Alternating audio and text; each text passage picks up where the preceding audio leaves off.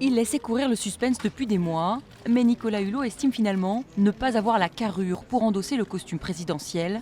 C'est ce qu'il a expliqué hier soir sur sa page Facebook. Après mûre réflexion et nombre de consultations depuis des mois, j'ai décidé de ne pas être candidat à l'élection présidentielle. Ce que je ne peux pas, c'est endosser l'habit de l'homme providentiel et présidentiel. Je ne me sens ni suffisamment armé, ni suffisamment aguerri pour cela. Ce n'est pas ma vocation.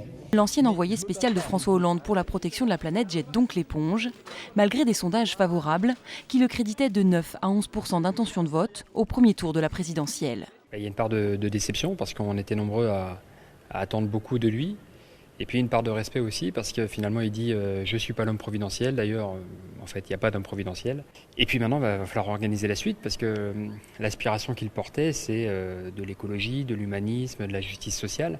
Et ça, on en a quand même besoin en 2017. On a besoin d'un débat écolo dans le débat présidentiel. On a besoin d'une parole forte écolo dans le débat présidentiel. Mais par contre, il ne faut pas que cette parole, ce soit une parole de division ou qui risque de faire perdre la gauche.